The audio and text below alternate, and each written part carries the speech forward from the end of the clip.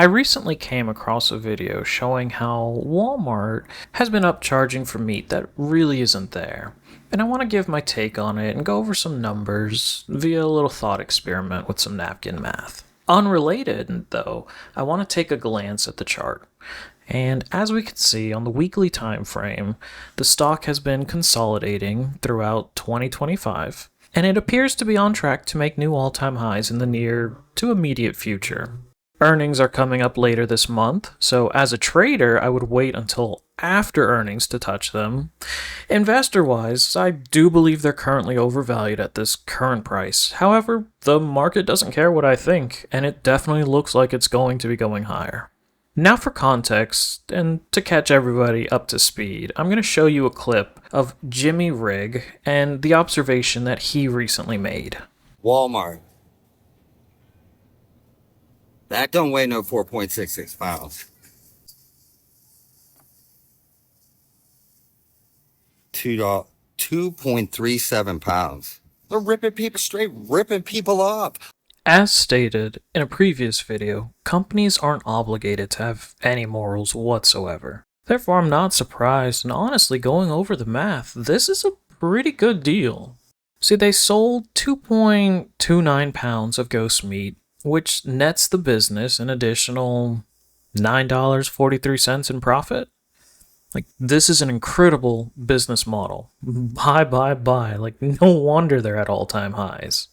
Unfortunately, those pesky laws say that this is illegal. So there have been several cases brought up against Walmart, where they then agreed to pay a settlement for just skimming a little bit off the top. They were caught heavy-handed in New Jersey, and they ended up having to pay $1.6 million. California also caught them heavy-handed, and they had to pay $5.6 million there in another settlement.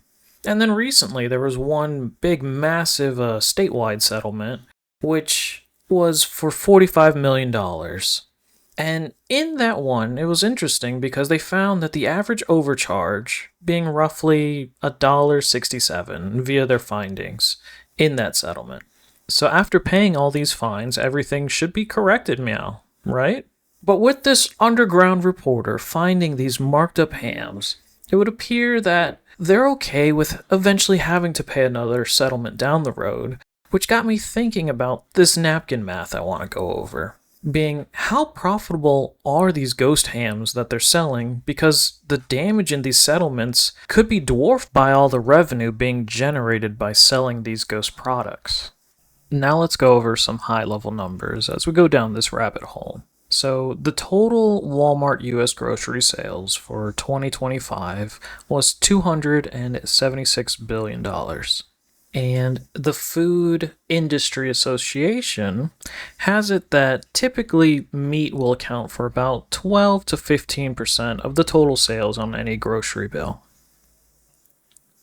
With that being the case, we'll come out to, we'll take the low estimate and say $33 billion in revenue for Walmart in their meat section. And then an average package weight, so we're talking just a little thing of chicken drumsticks or thighs all packaged together, or pork tenderloins. It's going to average somewhere between 3.5 pounds up to 6.5 pounds. Next, we got to associate a cost with these, so we'll say between the high-end steaks and the cheapest chicken wings that you could find, it comes out to around $5 a pound. I think that's a fair assessment on anything. So we'll take the $33 billion in profit and we'll divide that out by these $5 a pound, and we'll get 6.6 billion pounds of meat that were sold. With our average package weight then being somewhere in this 3 to 7 range, we'll just cut the middle and we'll say it's 5 pounds. Making sure our units continue to track, we've got 6.6 billion pounds of meat, with the average one being about 5 pounds per package sold. So we'll come out to about 1.3 billion on just the units sold. Remember, this is all rough math.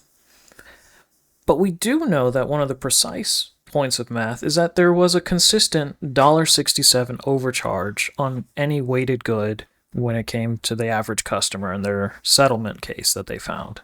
So when we multiply those back out, we're looking at about $2.2 billion that this ghost meat is generating each year? Now ask yourself, if you were the CEO of this company, you know that this is a minor legal issue, and it's happening every year, and you'll end up having to pay about $20 million in damages and legal fees every year.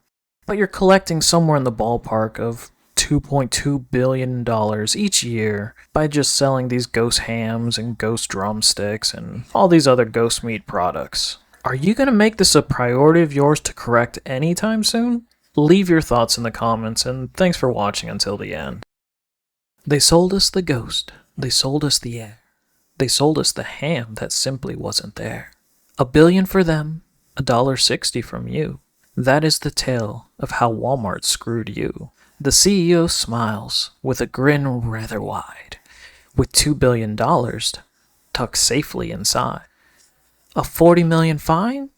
Why, that's just a treat for the king of the store that sells invisible meat.